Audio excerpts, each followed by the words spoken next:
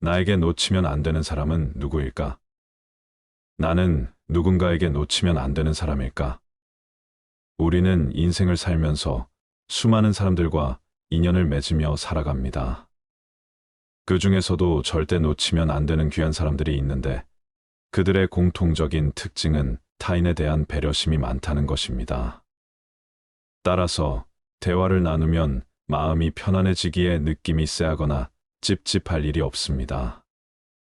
이뿐만 아니라 그를 통해 긍정 에너지를 얻을 수 있기에 그와 함께 성장하고 발전할 수 있게 됩니다. 워렌 버핏은 닮고 싶은 사람, 되고 싶은 사람, 함께 있으면서 배우고 싶은 사람을 가까이 하라고 하였습니다.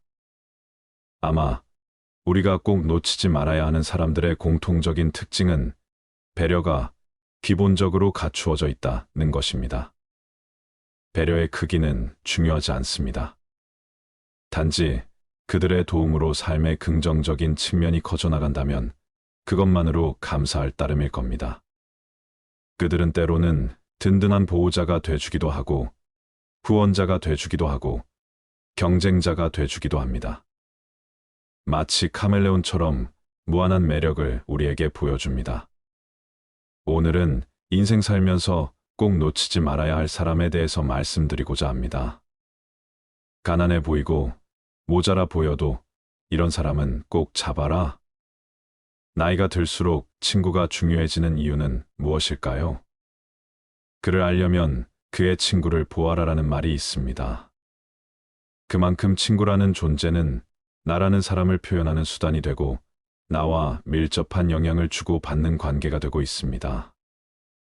이렇게 나에게도 큰 영향을 주는 존재이기에 어떤 친구를 만나고 있냐는 것이 정말 중요한 것 같습니다. 그렇게 남은 친구도 얼마 되지 않는데 나의 뒤통수를 치거나 나에게 부정적인 영향만을 주는 친구라면 정말 만날 수 있는 사람이 한 명도 되지 않을 확률이 높습니다. 그렇기 때문에 지금부터라도 어떤 사람을 친구로 둬야 하는지 미리 고민해보고 멀리해야 하는 사람들은 반드시 멀리해야 합니다. 첫 번째, 오랜만에 만나도 어색하지 않은 친구를 가까이 하라. 우리는 나이가 들수록 가정에 충실하고 건강, 금전적인 문제로 인해 친구들과 만나는 일은 자연스럽게 더욱 줄어들게 됩니다. 만나는 횟수가 줄어든다면 그 친구와 어색해지고 나의 본 모습을 보여주기 보단 상대를 위해 나를 꾸미거나 포장된 모습을 보여주게 되는 상황이 생기게 됩니다. 하지만 오랜만에 만나는데 전혀 어색하지 않고 내 속을 터놓고 이야기를 할 수 있는 친구가 있다면 어떠신가요? 저라도 이런 친구를 곁에 두고 싶어 할 것 같습니다. 상대방을 만나는데 꾸미거나 포장된 모습이 아닌 있는 그대로의 내 모습을 보여줘도 좋은 그런 친구를 가까이 하셨으면 좋겠습니다. 그런 친구들은 오랜 시간이 지나 다시 만나게 되더라도 나 있는 그대로 대해줄 것이기 때문입니다. 두 번째, 잘못된 점을 피드백하고 조언을 해주는 사람을 가까이 하라. 우리의 삶은 항상 완벽할 수는 없습니다. 때로는 내가 놓치거나 개선해야 하는 부분을 알아차리지 못하고 넘어가는 일이 생기게 됩니다. 이러한 순간에 나에게 긍정적인 피드백을 해주고 조언을 해주는 사람이 있다면 우리의 인생은 어떻게 변하게 될까요? 상대에게 나쁜 감정을 얻을 수 있다는 위험을 감수하고 나에게 피드백과 조언을 해주는 행동을 하는 사람은 정말 드물 것이라고 생각합니다. 상대를 비하하고 깎아내리고 싶은 마음으로 하는 조언이 아닌 나를 긍정적인 방향으로 이끌어줄 수 있는 조언을 해주는 사람을 가까이 해야 합니다. 세 번째, 나의 좋은 점을 알아봐주고 먼저 이야기해주는 사람을 가까이 하라. 상대의 좋은 점을 알아보고 이야기해주는 사람은 긍정적인 마인드를 가지고 있을 가능성이 높습니다. 이런 사람들은 다른 사람들을 이해하려는 노력을 많이 하고 상대방의 관점을 고려하고 존중하는 태도를 갖고 있습니다. 그리고 내가 모르고 있던 나의 좋은 부분들을 발견해낼 가능성이 높기 때문에 나의 가치를 더 높여줄 수 있게 됩니다. 이런 타산지석의 마음을 가진 사람들을 주변에 두게 된다면 마와 내 주변 사람들에게도 긍정적인 영향을 끼치게 되기 때문에 이런 사람들을 놓치지 말았으면 좋겠습니다. 네 번째, 돈이 많아 부유한 사람보다는 지혜가 부유한 사람을 가까이 하라. 우리는 주변 사람을 선택할 때 재산보다는 지혜와 내적 가치를 중요하게 생각해야 합니다. 지혜를 쌓는 것은 재산을 쌓는 것보다 더욱 귀중한 가치를 지니게 됩니다. 지혜로운 사람은 삶을 더 깊이 이해하고 문제가 발생하였을 때 더욱 효과적으로 해결하는 방법을 알려줄 수 있습니다. 그들은 우리를 올바른 선택을 할 수 있는 사람으로 만들어주는데 도움을 주게 됩니다. 다섯 번째, 작은 것에도 만족할 줄 아는 사람을 가까이 하라. 인간의 만족과 행복은 물질적인 풍요나 외부적인 환경에 의존하지 않고 내면에서 찾아야 합니다. 작은 것에도 만족할 줄 아는 사람은 외부적인 상황에 크게 영향을 받지 않고 내면의 평화를 유지할 수 있는 사람입니다. 탐욕과 욕심이 점점 더 많은 것을 원하는 경향은 때로는 불안정한 행복을 가져오기도 합니다. 하지만 작은 것에도 만족할 줄 아는 사람은 현재의 순간을 소중히 여기고 살아갈 수 있는 능력을 가지고 있습니다. 자소한 것들에도 가치를 느낄 줄 아는 사람들은 나의 삶을 더 풍요롭게 만들어줄 것입니다. 여섯 번째, 변하지 않는 사람을 가까이 하라. 변하지 않는 사람은 흔히 지혜롭고 성숙한 사람을 의미합니다. 그들은 시간과 경험을 통해 형성된 가치관과 지식을 가지고 있어 변덕스러운 일들에 잘 대처할 수 있습니다. 삶은 끊임없는 변화와 불확실성으로 가득합니다. 하지만 이런 변화들 속에서도 변하지 않는 가치와 신념을 가진 사람은 내면의 안정을 유지할 수 있습니다. 이 사람을 가까이 함으로써 우리도 변화에 대한 두려움을 덜고 내면의 평온을 찾을 수 있을 것입니다. 우리는 변화와 불확실성에도 불구하고 변하지 않는 가치를 가진 사람과의 관계를 소중히 여길 필요가 있습니다. 일곱 번째, 절제하며 술을 마실 수 있는 사람을 가까이 하라.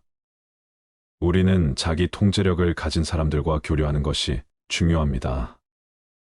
음주와 같은 욕구를 절제하며 자기 통제력을 발휘하는 사람은 충동과 유혹을 이기며 더 나은 판단을 하기 위해 항상 노력합니다.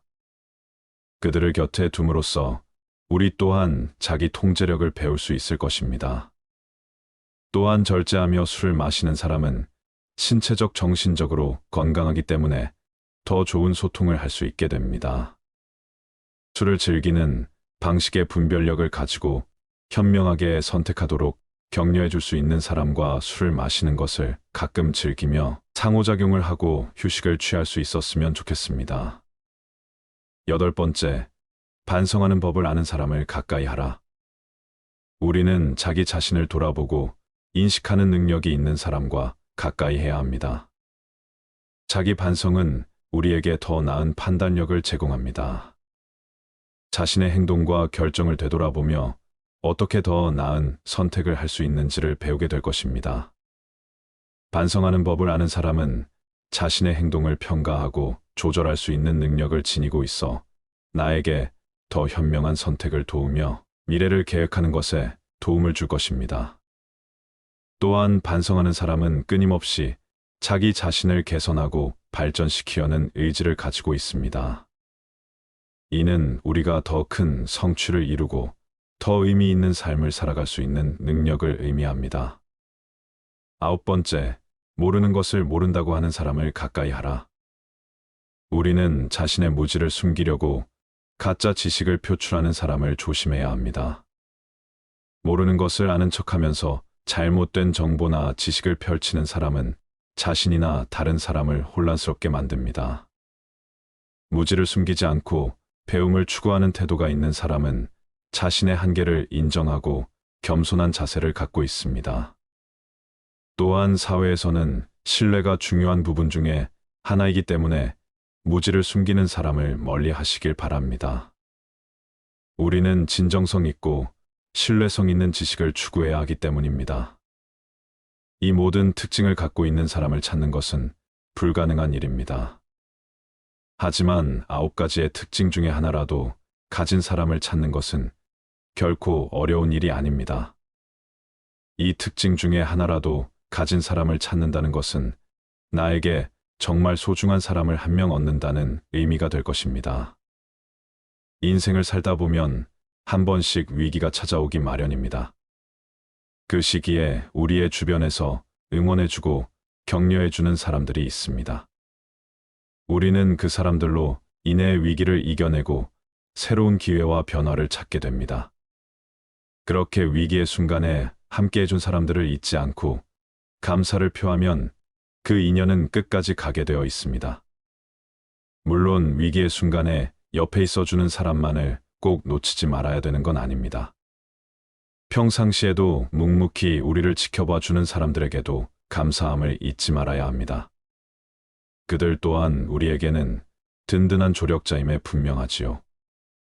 내가 힘들 때 내 곁을 묵묵히 지켜주는 사람들은 절대 놓치면 안 된다. 내 인생에서 밑바닥을 보고도 내 곁에 남아준 사람들이기에 나에게 그 어떤 것도 바라지 않고 그냥 인간으로서 나를 좋아해 주는 사람들이기 때문이다. 나의 모든 것을 보고도 옆에 있어준 사람들은 절대 놓치면 안 된다. 사회생활을 하다 보면 만날 때마다 뭔가 발전적인 모습이나 서로에게 도움이 되는 이슈를 다뤄야만 할 것 같이 느껴지고 같이 있을 때 말이 없어지면 불편해지는 사람들이 있다. 하지만 가끔은 그렇게 긴장하며 사람을 만나기보다는 아무 말 없이 편하게 만나고 싶을 때도 있다. 그럴 때 옆에 아무 말 없이도 편하게 있을 수 있는 그런 사람들이 필요하다. 이런 사람들을 절대 놓치지 말아야 하는 이유는 이미 서로에 대한 많은 것들을 알고 있기에 말하지 않아도 얘가 지금 힘들구나, 어느 정도 생각 정리가 필요하겠다라는 걸 눈치채고 배려해 주는 것이기 때문이다. 그리고 이 배려심과 센스를 갖춘 사람들은 분명 내 인생에서 가장 믿을 만한 사람들일 가능성이 높다. 상대방의 호의를 당연하게 생각하지 않고 더 큰 호의로 보답하려 하는 사람은 항상 매사에 감사하는 습관을 갖고 있다. 이 사람들은 절대 초심을 잃지 않으며 작은 기프티콘을 하나 받았더라도 기억하고 상대에게 어떻게든 자신도 베풀려 노력하는 사람들이다. 돈을 많이 벌고 성공한 것과는 별개의 문제다. 어떻게든 그 마음을 본인도 전해주려 하는 그런 태도가 서로의 관계를 훨씬 더 끈끈하고 돈독하게 만든다. 미안해, 많이 늦었어. 괜찮아. 덕분에 여기 카페도 발견했다.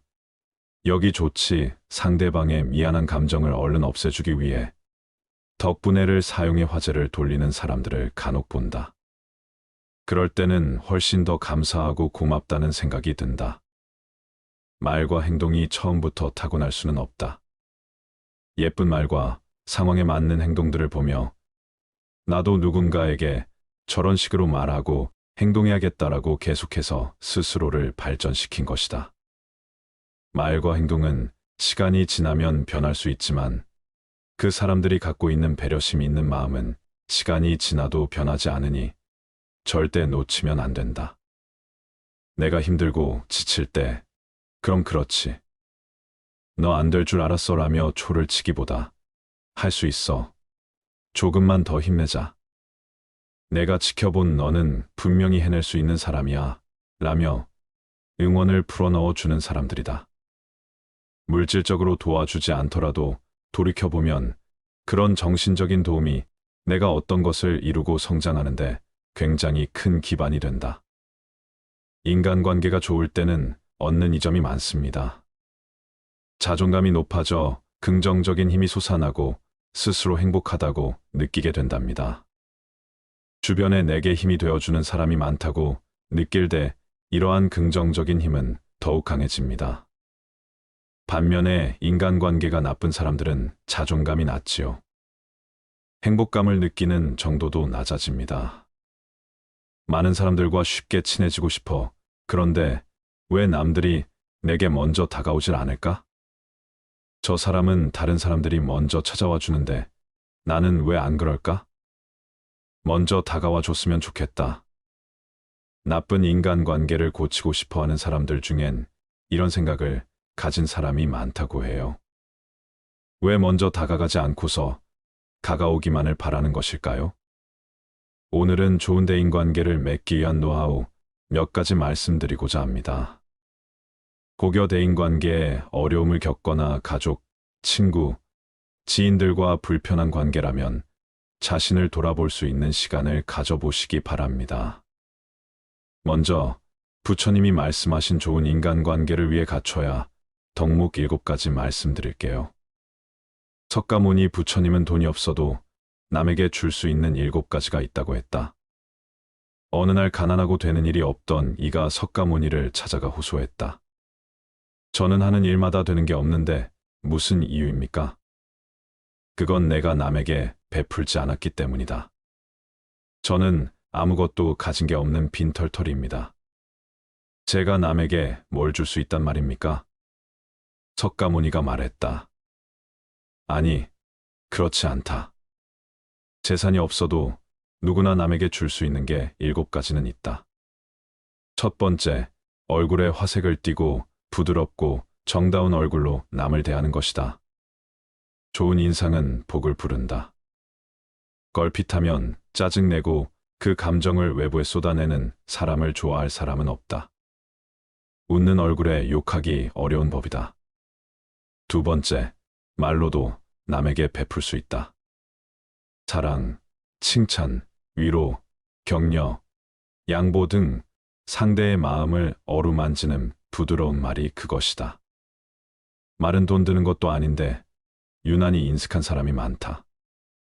좋은 말은 아낄 필요가 없다. 세 번째, 마음의 문을 열고 따뜻한 마음을 주는 것이다.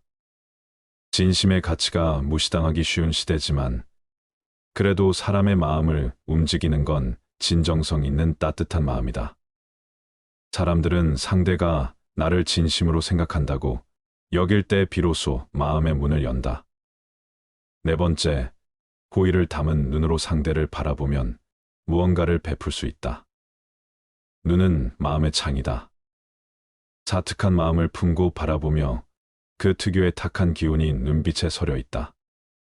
그런 건 말하지 않아도 상대가 눈치채기 마련이다. 항상 선의를 가지고 남을 대해야 한다. 다섯 번째, 몸으로 남을 도와주는 것을 말한다. 무거운 짐을 들고 가는 일을 외면하지 않고 다 같이 청소하더라도 적극적으로 자신이 먼저 하면 복이 온다. 당장 보상이 없어도 이런 태도를 하늘이 꼭 기억해 중요한 순간에 기회를 준다.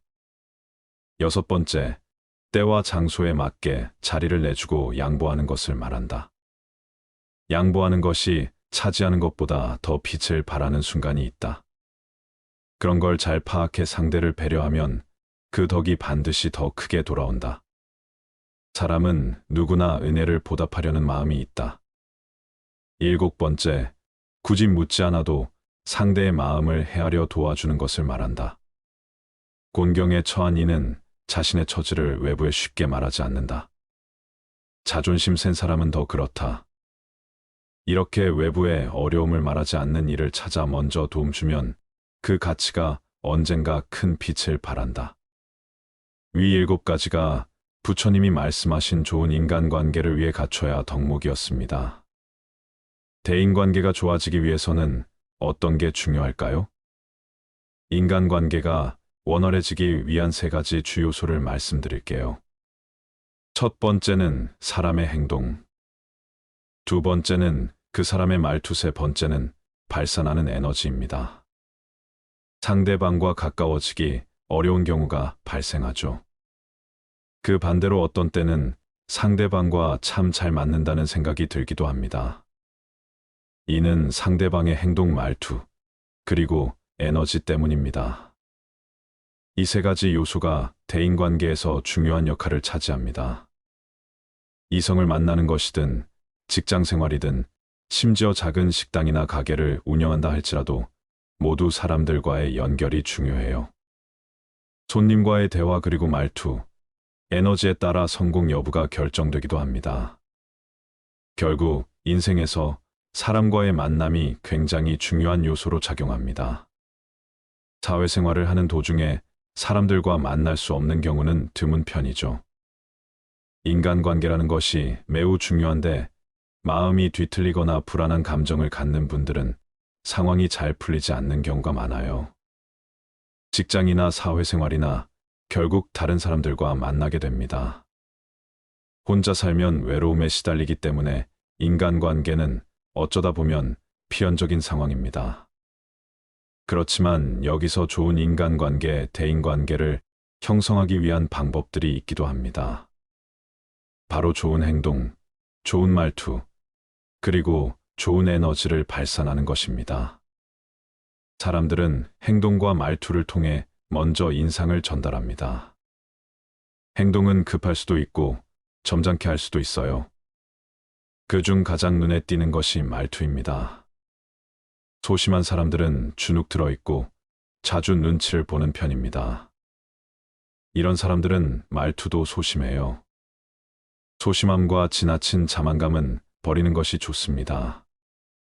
중도의 마음, 행동, 그리고 기운을 갖추면 대인관계가 상당히 원활해집니다. 대부분의 사람들이 실수하는 것은 행동과 기운보다는 주로 말투로 인해 상처를 주거나 사람들과의 관계가 힘들어지는 경우가 발생합니다. 그래서 대인관계에서 가장 조심해야 할 부분은 말투입니다. 말을 잘 표현하면 좋고 유창하게 말하는 것 같이 여러 가지 미사여구를 능숙하게 사용하면 좋겠지만 대부분 우리는 그런 말의 기술을 제대로 배운 적이 없습니다. 스피치 학원을 다닌 분들도 드물고 배웠다 해도 모든 말에 감동이나 사랑스러움이 있지는 않다는 것입니다. 왜냐하면 그 사람의 에너지와 관련이 있으니까요. 즉 말을 아주 멋지게 표현하고 사랑을 전달한다 하더라도 자기만의 고집이 있고 나눔과 봉사가 부족하며 자신의 것만 챙기려는 이기적인 사람이라면 잘 와닿지 않을 것입니다. 마치 거래하는 느낌이 드는 것처럼요. 이는 그 사람의 에너지와 연관되어 있는 것입니다. 기운이란 것은 우리가 살아온 환경과 배경에서 만들어지는 것입니다. 부모의 기운, 형제 남매 간의 기운, 살아온 환경의 기운 등이 그대로 전달됩니다. 따라서 부모의 기운과 자식의 기운이 연결되는 경우가 많습니다. 그러나 성인이 되면 부모의 기운에서 벗어나게 됩니다. 스스로 자립하게 되지만 일부 자녀들은 평생 부모의 기운을 그대로 이어받는 경우가 있습니다. 그 이유는 부모의 과거를 자꾸 회상하고 상상하는 것입니다. 그래서 부모와의 연결고리가 계속 유지되어 부모의 좋지 않은 점을 물려받게 되는 경우가 많습니다. 이 점을 조심해야 합니다. 성인이 된 20살 이후부터는 부모와 별개라는 철학으로 살아가야 합니다. 부모가 돈이 있을지라도 부모로부터 혜택을 받겠다는 생각을 하면 부모와의 연결고리는 점점 강해집니다. 부모님이 주시면 감사한 것이고 기부 등으로 복을 주신다면 그건 역시 감사하게 여기세요. 행운이 돌아오리라 믿어야 합니다. 성인이 되면 부모에게 무엇을 바라지 않아야 합니다. 부모님에 대한 기대도 자제해야 하며 부모 역시 자식에게 바라지 않아야 합니다. 그때부터는 각자 독립된 사람이 되어야 합니다. 그래야 서로 가장 기본적인 부모-자식 관계로서 성장하고 발전할 수 있습니다. 따라서 행동, 말투, 에너지, 기운이 세 가지 모두 균형 있게 맞춰져야 합니다. 이는 부모와의 관계, 자식과의 관계, 그리고 사회생활에서 모두 중요한 요소입니다. 그 중에서 가장 눈에 띄는 것은 말투입니다. 말투는 사랑을 전할 수도 있지만 동시에 상처를 줄 수도 있기 때문입니다. 그렇기 때문에 금지해야 할 말들을 주의해야 합니다. 다음은 대인관계에서 말에 관련해 조심해야 할 것 10가지입니다. 첫 번째로 많은 말을 하지 마라. 많은 말을 하게 되면 실수할 확률이 높아지고 잔소리를 하게 됩니다. 또한 많은 얘기 속에서 핵심적인 좋은 말이 희석될 수 있습니다. 명강의에서도 짧은 강의가 더 효과적이라고 합니다. 따라서 아이나 친구, 직장 동료와의 대화에서도 많은 말을 하지 않는 것이 좋습니다. 이러한 방식이 사람들 간의 거리를 멀게 만들지 않도록 도와줍니다. 두 번째로 금지해야 할 말은 명령조의 말입니다. 부모로서 자식에게 명령하는 말을 사용해서는 안 됩니다. 또한 배우자 사이에서도 서로에게 명령하거나 지시하는 말을 사용하지 않아야 합니다. 마찬가지로 같은 직장에서 상사라고 할지라도 반드시 명령하는 말은 하지 않는 게 좋습니다. 이렇게 하면 어떨까요? 이렇게 하면 어떻게 될까요? 이렇게 여쭤보면 상대방의 의견과 창조력이 발휘될 수 있습니다. 특히 자녀에게 혹은 부하 직원에게 명령을 하면 창조력이 떨어지고 자신의 아이디어나 의견도 사라질 수 있습니다. 항상 배려하는 말투로 대화하는 것이 좋습니다. 명령형으로 얘기하지 말고 배려하는 어조로 말씀하도록 주의해야 합니다. 세 번째로는 너무 빠르게 말하지 마라. 말이 너무 빠르면 사람들의 이해력을 향상시킬 수 없으니 적당한 속도로 말하는 것이 좋습니다. 또한 말 중에는 항상 쉼표를 사용해야 합니다. 쉼표를 사용하여 호흡을 조절해야 합니다. 이는 말에 리듬을 부여하고 듣는 사람에게 편안함을 줄 수 있습니다. 네 번째로는 말을 너무 느리게 하는 것 역시 피해야 합니다. 너무 느리게 말하면 상대방은 답답해할 수 있으며 상황에 따라 오랜 시간 동안 계속해서 이야기를 들어주기 어렵습니다. 그래서 적당한 속도로 말하는 것이 좋습니다. 적절한 속도를 유지하여 대화에 참여하는 것이 좋습니다. 다섯 번째로는 너무 큰 소리로 말하지 않아야 합니다. 큰 소리로 말하면 상대방의 귀에는 들리기 쉬울지라도 그것이 상대방에게 부담이 될 수 있습니다. 귀가 피곤해지면 뇌에도 불편함을 주는 요소가 됩니다. 좋은 말이라도 너무 큰 소리로 듣게 되면 머리가 아프게 느껴질 수 있습니다. 너무 큰 소리로 말하는 것은 좋지 않습니다. 여섯 번째로는 거짓말을 하지 마라. 내 마음에 없는 얘기는 차라리 하지 않는 것이 좋습니다. 솔직한 말을 하는 것이 좋으며 만약 내가 거짓말을 하고 싶을 때는 차라리 말을 하지 않는 것이 좋습니다. 거짓말은 인간관계를 망칠 수 있는 위험이 있습니다. 사람들이 좋은 인연관계를 가지고 있더라도 거짓말이 자주 들통나면 서로의 관계가 무너지는 경우가 있습니다. 일곱 번째로는 이간질하거나 시기 질투하는 말을 하지 마라. 인간은 보통 사람들을 대할 때마다 이간질하고 비교하고 시기 질투하는 말을 나도 모르게 합니다. 하지만 이런 말을 하는 것은 자신의 입이 더러워질 뿐입니다. 남들이 이런 말을 듣고 어떻게 생각하는지는 중요하지 않습니다. 어떤 사람은 이해해주고 들어주지만 실제로 그런 시기 질투의 말에 가장 스트레스를 받는 것은 자신입니다. 말하면서 더 생각하게 되기 때문입니다. 이런 이간질하거나 시기 질투하는 말을 하지 않는 것이 좋습니다. 그러면 내가 더 피곤해지는 결과를 초래할 수 있습니다. 여덟 번째로는 남의 나쁜 말을 하지 마라. 다른 사람은 그렇다고 할지라도 가능하면 그 사람의 장점을 찾아보세요.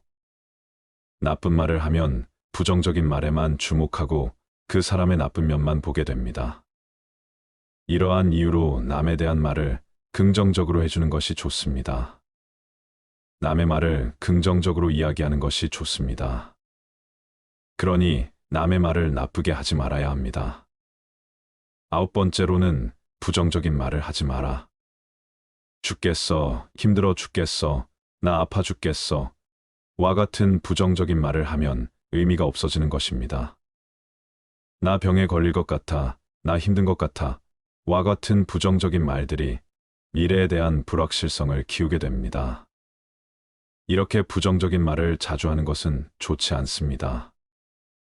이러한 부정적인 말 자체가 인생을 크게 바꿀 수 있기 때문입니다. 그래서 부정적인 말을 하지 말라는 것이 중요합니다. 이러다가 우리 아들 꼴찌 되는 거 아니야. 여보, 이러다가 회사 망하는 거 아니야. 말은 에너지와 파동, 리듬이 있기 때문에 이러한 말 자체가 실제로 인생에 큰 영향을 줄 수 있다고 말씀드릴 수 있습니다. 그러므로 부정적인 말을 하지 않는 것이 좋습니다. 10번째로는 묵언하기. 묵언 즉 필요한 말만 하라는 거예요. 묵언은 말을 하지 않는 게 아닙니다. 꼭 필요한 말만 그때 적재적소에 하는 게 묵언의 원리란 말이죠. 이 10가지를 매 순간마다 마음속에 간직하고 살아가면서 대인관계, 인간관계는 문제가 없을 것입니다. 매 순간마다 10가지를 실천하며 살아가시기 바랍니다. 우리 주위에는 매사에 부정적이고 불평불만만 늘어놓는 사람이 있습니다. 이런 사람은 과감히 끊는 게 좋습니다. 행운은 선택이 아니지만 불행은 자초하는 경우가 많답니다. 삶을 늪에 빠뜨리는 대표적인 잘못 중 하나가 부정적인 사람을 곁에 두는 것이라고 합니다. 인간관계에서 부정적인 사람들의 특징으로 5가지 말씀드릴게요. 첫 번째, 기본 예의가 없다. 상대에 대한 예의를 모른다. 자기 딴엔 정당한 비판이라고 하는데 그 비판의 방식이나 수위를 조절할 줄 모른다. 공격적인 말투가 쿨한 것인 줄 안다. 길란과 조롱이 언어 습관에 배어 있다. 욕을 안 하면 말을 못한다. 과격한 표현으로 분란을 일으키고도 뭐가 문제인지 파악 못한다. 이들과 온전한 대화를 한다는 건 거의 불가능하다. 두 번째, 사소한 것에 집착한다. 사소한 것에 쉽게 분노한다. 서비스 직원의 작은 실수조차 그냥 넘기지 않는다. 대수롭지 않게 넘어갈 일도 흥분한다. 말꼬리 잡는 말투가 습관이다. 세상의 크고 중요한 문제는 등한시하면서 작고 하찮은 것엔 목숨 건다. 그릇이 작아 유치함이 기본 품새다. 세 번째, 맥락을 파악할 줄 모른다. 달을 보라고 가리키면 손가락만 쳐다본다. 그러면서 손톱이나 손 모양 등 전혀 중요하지 않은 걸 물고 늘어진다. 상습적으로 맞춤법 지적하고 문맥을 읽지 않고 지엽적인 것만 물고 늘어지는 스타일이라 할 수 있다. 모든 건 맥락 안에서 의미를 파악해야 한다. 자기 멋대로 오해하며 비난하길 즐기는 사람은 매우 치졸한 사람이다. 네 번째, 개선할 의지가 없다. 항상 안 좋은 방향만 언급한다. 동료 중 이런 타입이 있으면 아이디어 내는 것도 부담스럽다. 뭐든 안 좋은 쪽으로만 해석하고 해결책 없는 문제점 찾기에 골몰한다. 정작 자기 할 일은 미루다 엉망으로 해놓고 쉽게 남 탓한다. 창의력은 핑곗거리 될 때만 발휘한다. 열심히 사는 사람을 비하하면서 자신의 나태함을 정당화한다. 다섯 번째, 자기 성찰이 없다. 자기 반성이 없다. 그래서 본인 잘못을 모른다. 문제의 원인을 밖에서만 찾고 스스로 극복해 나갈 의지는 눈곱만큼도 없다. 이런 타입은 칭찬해도 인색하다. 자신에겐 관대하지만 타인에겐 엄격하다. 색안경을 끼고 세상을 보면 모든 게 이상해 보이기 마련이다. 사사건건 불편한 게 많다면 본인을 먼저 살펴야지 남 탓만 할 일이 아니다. 좋은 인간관계를 맺고 싶다면 멀리해야 할 위와 같은 부정적인 사람은 절대 곁에 두지 마시기 바래요. 공감은 최고의 칭찬입니다. 상대방과의 대화에서 여러분이 표현하는 사소한 공감은 상대방과의 관계 발전에 큰 역할을 할 것입니다. 내가 원하지 않는 것은 상대방 또한 원하지 않습니다. 상대방과 대화를 하거나 행동을 취할 때 내가 듣고 싶지 않은 대화 주제나 내가 하고 싶지 않은 행동은 상대방에게도 요구하지 않아야 합니다. 스스로가 가장 중요한 사람이라는 것을 간과하고 남의 눈치를 보면서 나라는 존재를 상대방에게 모두 맞춰주는 사람이 있습니다. 나를 깎아내리면서 상대방을 높여주는 인간관계라면 지금 당장은 겸손이라는 표현이 어울릴지 몰라도 돌아보았을 때 남는 것은 아무것도 없습니다. 역지사지는 다른 사람의 처지에서 생각하라는 뜻을 가진 사자성어입니다. 매우 간단한 말처럼 보일 수 있지만 인간관계에 있어서 가장 실천하기 어려운 부분인 것 같습니다. 하지만 상대방과 대화를 할 때 역지사지에 대해서 한 번만 더 생각해 본다면 인간관계에 있어서 아주 큰 발전을 이룰 수 있을 것입니다. 남을 내려야 본인이 올라간다고 생각하며 남을 깎아내리는 사람들이 있습니다. 이런 사람들과 어울릴 경우 나 자신이 한없이 작아짐을 느끼기 마련입니다. 어느 누구도 나를 열등하게 만들 권리가 없다는 것을 명심하시기 바랍니다. 내가 원하지 않는 것은 상대방 또한 원하지 않습니다. 상대방과 대화를 하거나 행동을 취할 때 내가 듣고 싶지 않은 대화 주제나 내가 하고 싶지 않은 행동은 상대방에게도 요구하지 않기 바랍니다. 당연한 말이지만 나에게 악영향을 끼치는 주변 사람들을 멀리하고 나를 발전시키고 나에게 이로운 영향을 주는 주변 사람을 가까이 하시기 바랍니다. 악영향을 끼치는 주변 사람은 지금 당장은 달콤한 유혹처럼 함께하면 즐거운 점이 많을 수 있지만 멀리 보았을 때 후회밖에 남지 않을 겁니다.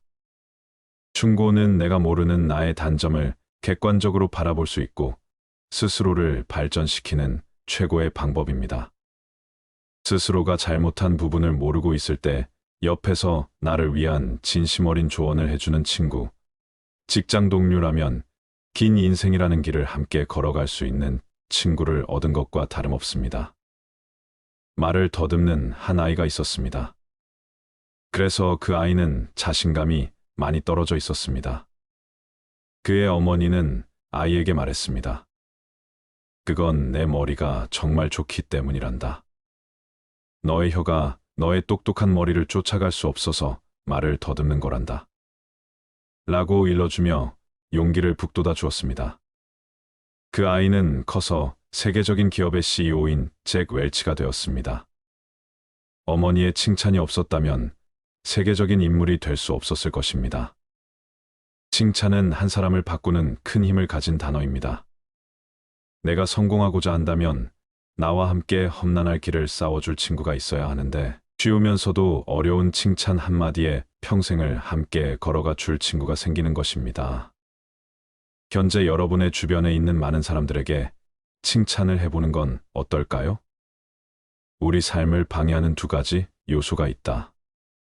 하나는 어느 것도 끝내지 않는 것이요. 다른 하나는 어느 것도 시작하지 않는 것이다. 남을 부러워하거나 질투하지 마라. 경계하지도 마라. 오로지 최상의 자신을 만들어가는 것에만 몰두하라. 다른 사람이 무엇을 하건 상관하지 말라. 오직 자신이 무엇을 하고 무엇을 하지 말아야 할지 자신의 일에 대해서만 집중하여 생각하라. 스스로의 마음을 다스려 온전히 한 곳으로 집중할 수 있다면 그 어떤 일이든 모두 해결할 수 있다. 남을 위해서가 아니라 너 자신의 행복을 위해 선을 베풀어라. 신의 지혜를 선물로 받아라. 내 눈과 마음을 새롭게 하여 선을 베푸는 그 자체에서 기쁨을 누리는 가장 행복한 사람이 되라. 모든 것은 마음가짐에 따라 이루어진다. 사악한 마음으로 말하거나 행동하면 괴로움은 그 사람을 따라다닌다. 반대로 깨끗한 마음으로 말하거나 행동하면 행복과 보람이 그 사람을 따라다닐 것이다. 부처님 말씀을 토대로 노년의 행복을 위하여 몸과 마음의 건강을 지키는 방법 6가지를 말씀드리겠습니다. 첫 번째, 노후에는 적게 먹어라. 음식이 아무리 맛이 있더라도 제 양을 초과하여 먹어서는 안 된다. 오직 기력을 도와 몸을 이롭게 하는 데에서 그칠 줄 알아야 한다. 수행자는 음식을 탐닉해서는 안 된다. 사람은 누구나 자신에게 부여된 음식의 양과 수명이 있다. 그러므로 자기의 몫이 아닌 음식과 수명을 탐내서는 안 된다. 탐한다 해서 자기의 몫이 아닌 것이 더 오지는 않는다. 음식을 탐하면 수명이 짧아진다.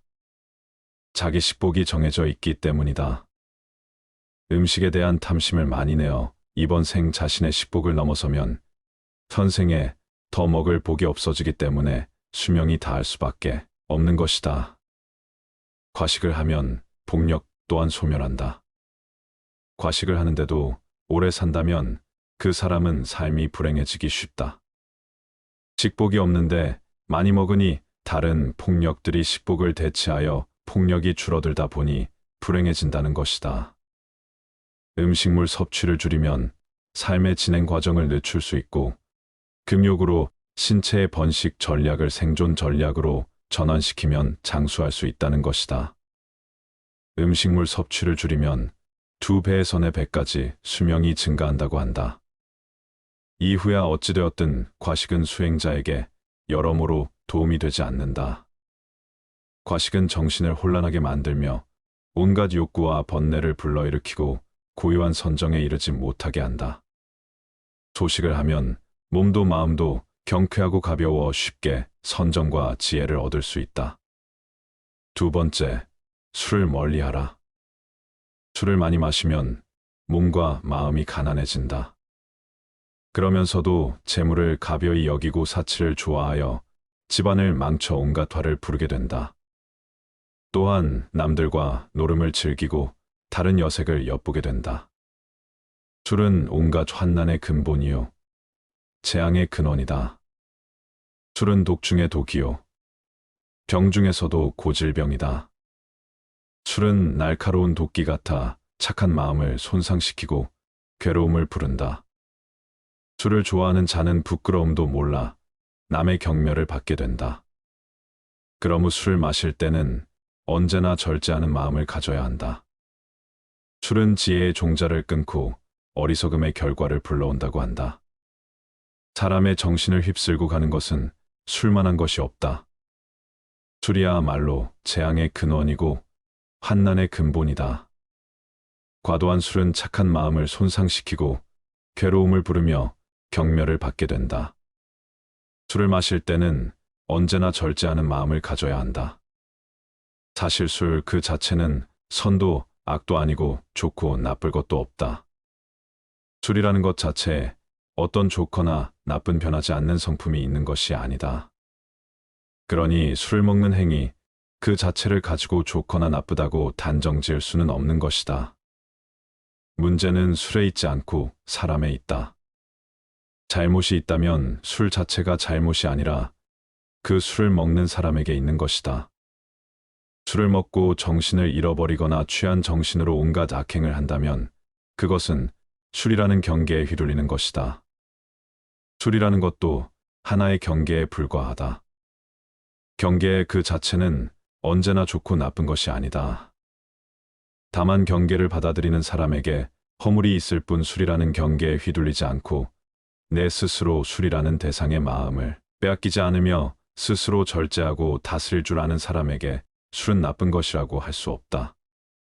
한두 잔의 술로서 인간관계를 가꾸어가며 술이라는 도구로서 삶의 윤활유로 삼을 수도 있지만 자칫 잘못하면 술이 인간을 망치는 도구가 될 수도 있는 것이다.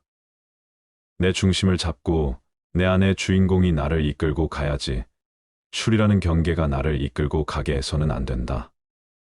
술이라는 경계에 휘둘리지 말라. 절제하며 게으르지 마라. 생활의 즐거움만을 쫓아 구하고 모든 감관을 보호하지 않으며 마음의 정도가 없고 겁이 많으면 악마는 마침내 그을 뒤엎는다. 바람이 약한 풀을 쓸어 넘기는 것처럼 생활의 즐거움만을 구하지 않고 모든 감관을 잘 지키며 먹고 마의 절도가 있고 항상 정진하여 믿음이 있으면 악마는 그를 뒤지 못한다. 생활은 조금 불편해야 좋은 것이라고 한다. 너무 편하면 게을러지고 자신의 빛을 잃을 수 있기 때문이다. 눈, 귀, 코, 혀, 몸을 가만히 내버려 두고 보호하지 않으면 이내 그 육신의 감각은 좋은 것만을 가리게 되고 욕망에 뒤덮인다. 그러면 나아가 먹고 마시는 일에 절제가 없어지고 몸은 게을러져 어떤 일도 스스로 해 나갈 수 없게 되며 나약해지고 겁이 많아지게 마련이다. 그랬을 때 그 나약한 마음의 틈을 타고 악한 생각이 들어오고 온갖 마장이 들끓게 된다. 모름지기 사람은 생활의 즐거움만을 구하지 않아 불편한 가운데 스스로 이겨낼 수 있는 힘과 지혜를 길러야 한다. 또한 먹고 마시는 일에 절제가 있으며 항상 끊임없이 노력하고 정진하여 마음의 틈을 만들지 말아야 한다. 악마는 그런 수행자를 뒤덮지 못한다. 세 번째, 마치 바람 앞에 우뚝 선 큰 산처럼 죽을 때 가지고 갈 수 있는 것을 위해 살아라. 아무리 건강한 몸이라도 질병에 시달리게 마련이며 젊음도 늙음으로 돌아가고 어떠한 목숨이라도 죽음 앞에 무너지게 마련이니 영원한 것은 자비로운 마음으로 정법을 닦는 것이다. 그러면 임종에 이르러 후회하지 않게 될 것이고 임종에 이르러 후회하지 않으면 집착이 없어 좋은 곳에 날 것이다. 생이 있는 모든 것은 반드시 사가 있게 마련이다. 삶이 경이롭고 죽음 또한 경이롭고 신비롭다. 살아있음이 아름답듯 죽음 또한 아름다움의 시작이다. 죽음이 비참하고 괴롭고 어둡고 무서운 것이라는 생각이야말로 인간이 만들어낸 가장 큰 착각이다. 죽음은 또 다른 신비로운 세상으로의 여행이다. 언제나 미지로의 여행은 신비롭듯 다음 생으로의 여행 또한 신비롭고 설렌다. 물론 이번 생을 온갖 악행과 폭력과 화와 번뇌로 물들이며 악업을 쌓아온 사람에게 죽음은 괴로운 세상으로의 여행이 되겠지만 선행과 자비와 사랑과 나눔과 깨어있음의 수행으로 한 생을 살아온 사람들에게 죽음은 설레고 행복한 새로운 탄생을 의미한다. 누구나 태어나면 죽고 건강하던 몸이 허약해지면 부귀영화도 사라지고 젊음도 늙음으로 돌아간다. 그러나 육신이 죽더라도 업력과 폭력과 수행력은 다음 생에 또 다른 새로운 날을 형성시켜 갈 것이다. 선업을 짓고 자비로서 복을 짓고 깨어있음에 수행을 행한 이는 임종에 이르러 후회하지 않을 것이고 후회가 없고 집착이 없는 이는 반드시 좋은 곳에 날 것이다. 죽음을 준비하는 것은 곧 삶을 어떻게 살아갈 것인가를 준비하는 것이다. 웰다행이 곧 웰빙의 바탕이다. 지금 이 순간 임종이 닥친다면 후회가 없을 것인가? 업과 복과 수행 앞에서 부끄럽지 않을 수 있겠는가? 죽고 나서 가지고 갈 수 없는 것들의 목숨을 거는 어리석은 삶을 그만두라. 죽고 나서 가지고 갈 수 있는 것들이야말로 참되다. 죽음에 이르렀을 때에도 생사의 분별에 집착하지 않으면 평생을 쌓아온 업장이라 소멸할 수 있다. 일생을 수행했을 임종에 이르러 생사에 집착하면 그 수행은 물거품이 되고 오히려 마귀의 포로가 되고 만다. 지금이라도 본래 마음을 깨달으면 다시 번뇌에 물들지 않는다. 하루 중에도 잠자리에 들기 직전이 중요하다. 시끄러운 TV, 소음에 시달리다 잠에 들면 잠든 내내 소음이 꿈속까지 뒤따라와서 정신을 뒤흔들어 놓지만 잠들기 직전 고요함 속에서 잠에 들면 밤새 고요함이 지켜진다. 가만히 잠들기 직전 무슨 생각을 하다 잠이 들었는지, 그리고 그 생각들과 꿈에는 어떤 연관이 있었는지를 떠올려 보라. 잠들기 직전의 생각이 온통 꿈속까지 휘젓고 다니며 단점을 방해하고 있음을 알아차리는 데는 그리 많은 노력이 필요하지 않다. 하루 중에 이처럼 잠드는 순간이 중요하듯 일평생 가운데는 죽는 순간이 중요하다.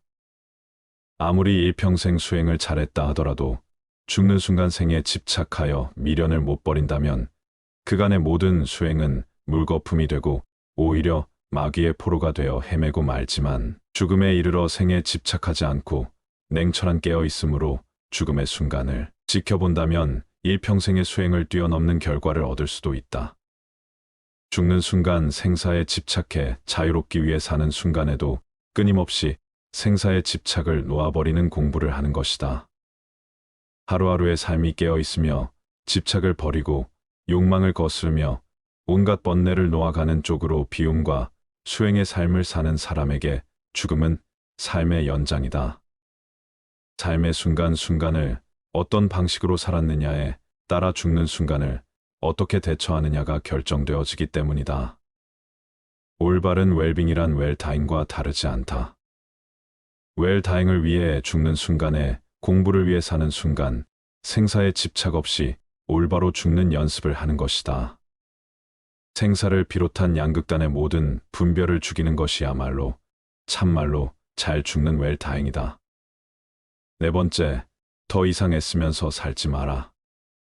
부모에게 받은 이 몸은 마치 시방의 허공을 입으로 불면 미진의 티끌이 있는 듯 없는 듯함 같으며 맑은 큰 바다에 거품이 흘러가면서 생겼다가 사라졌다함과 같다. 겉모습과 몸매와 외모가 중요한 세상, 이런 세상이야말로 이 세상이 얼마나 정신적인 타락의 길을 걷고 있는지를 증명해 주고 있다. 바깥에 보이는 것에 휘둘린다면 내면에 중요한 것은 뒷줄 신세를 면치 못한다. 몸의 실체는 어떠한가? 그것은 꿈과 같고 환술 같고 거품과 같고 그림자와 같고 티끌과 같다. 이런 몸을 무얼 그리 사랑하고 애착하는가? 그래서 옛 스승들은 이 몸을 똥주머니라는 똥만 잔뜩 넣어가지고 다니는 똥주머니라고 했다. 똥주머니를 위해 무얼 그리 치장하고 내세우며 어여삐 여기는가? 몸 안에 온갖 내장이 기관들 똥오줌을 다 끄집어내 보면 얼마나 더럽고 흉측한 것인가? 그걸 다만 이 하얀 살결에 포장한 것에 지나지 않을 뿐이다. 살결에 포장한 것을 조금 잘했다고 예쁘다 하고 못했다고 못났다고 차별할 일이 무엇인가? 모두가 한낮 뜬 구름과 같고 바다에 뜬 거품과 같으며 꿈과 같고 그림자와 같은 것일 뿐이다. 다만 마음이 중요한 것이다. 몸을 중요시 여기는 그 마음이 우리 몸을 더욱 더럽히고 욕되게 만든다. 몸에 얽매이고 집착할수록 정신은 공허하게 총기를 잃고 만다. 그러니 몸 형상 모습 생김새를 탓하지 말고 또 얽매이지도 말자. 몸을 이제 그만 놔둬라. 다섯 번째, 부모님을 잘 섬기고 부모님께 효도하라. 부모님 공경이 곧 부처님 공경이다. 부모님은 나를 낳아서 나로 하여금 도를 배우게 하심으로 모든 남자는 나의 아버지이며 모든 여인은 나의 어머니로 알아라. 이제 깨달음을 얻는 것은 다 부모님의 은혜이니 사람이 도를 배우고자 하면 먼저 효도로 정진하지 않으면 안 된다. 부모님의 은혜는 부처님의 은혜와 동등하고 부모님을 섬기는 데서 오는 과보는 불보살님을 섬기는 데서 오는 과보와 동등하다. 부모님께 효도를 베푼다면 이 세상의 모든 선행에 으뜸이 된다. 부모님이야말로 지금의 나를 개 한 뿌리이며 근원적인 인연이기에 부모님이나 부부 자식처럼 나와 가까운 인연은 곧 내 안에 업이 투영된 관계라고 볼 수 있다. 그들 속에서 나를 볼 수 있어야 한다.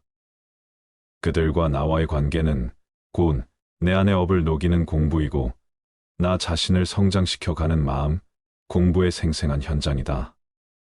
업장 소멸에 열린 장이 바로 가족이며 부모다.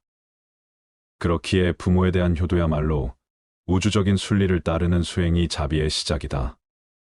부모님과의 관계가 바르지 못하다면 그 첫 단추가 사회생활의 모든 단추를 흐트러지게 만든다.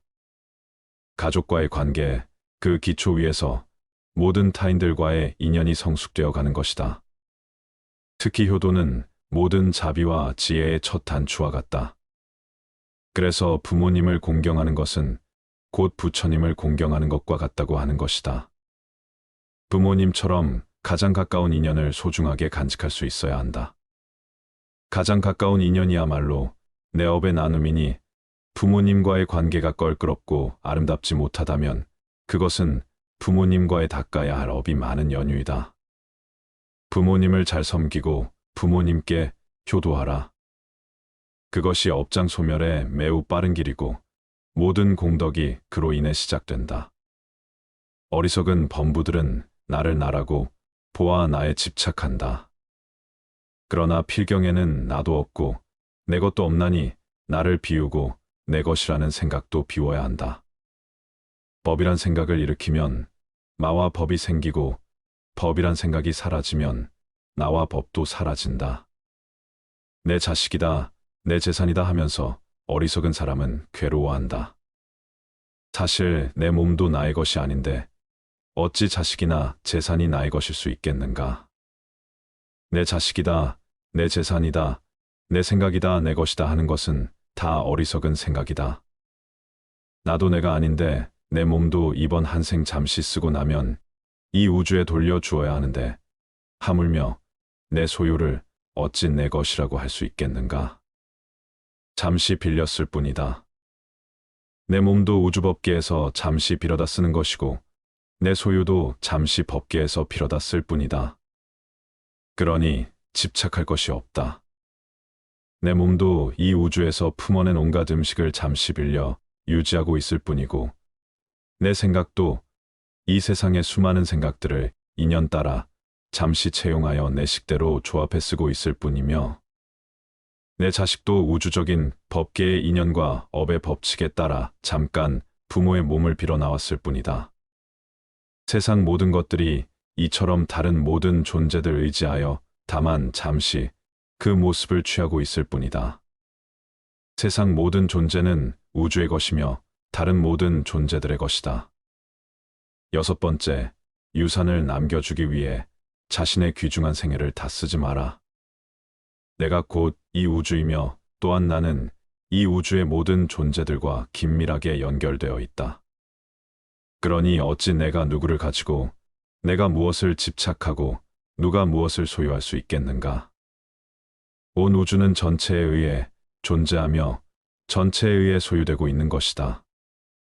그런 신성한 우주적인 것에 내 것이라는 울타리를 치면서부터 우리는 우주로부터 진리로부터 외면받고 있다. 내 것이란 울타리를 걷어내면 모든 것이 그대로 있을 곳에 있고 제자리를 찾는다. 내 것을 만들면 세계가 나뉘어 시끄럽지만 내 것을 걷어내면 세계도 나도 나뉘지 않아 고요하다. 유산을 남겨주기 위해 자신의 귀중한 생애를 다 쓰지 마라. 많은 사람들이 재물을 얻는데 더 많은 힘을 기울인다. 우리들 이웃을 보면 저마다 돈벌이에 바빠서 개미처럼 동으로 뛰고 서로 뛰고 급하게 서두르고 악착 같다. 돈 아니면 거들 떠보지 않는 상태로 자신을 방치해 버리기도 한다. 사람들은 돈을 벌면 대부분 쌓아두거나 모은 돈을 통해서 더 큰 돈을 벌 생각을 한다. 그리고 그렇게 힘들게 번 돈조차 기꺼이 써버리고 만다. 다행히 어떤 사람이 생애를 무사히 마칠 때까지 별탈 없이 돈을 엄청나게 벌었다 치자 그동안 그가 땀을 쓴 보람으로 남은 것은 단지 황금 덩어리일 뿐 이제 귀중한 세월은 다 써버리고 말았다. 남은 그 황금 덩어리를 남에게 물려줄 일만 남은 것이다. 그런 생애가 혹시 남 보기에는 호화롭고 멋지게 보일지 모르지만 그는 사실상 인생을 잃기 위해 돈을 벌었으며 남에게 빼앗기기 위해 돈을 번 것이나 마찬가지다. 돈을 벌어서 써보지도 못하고 유산으로 남겨주기 위해 귀중한 인생을 낭비했다.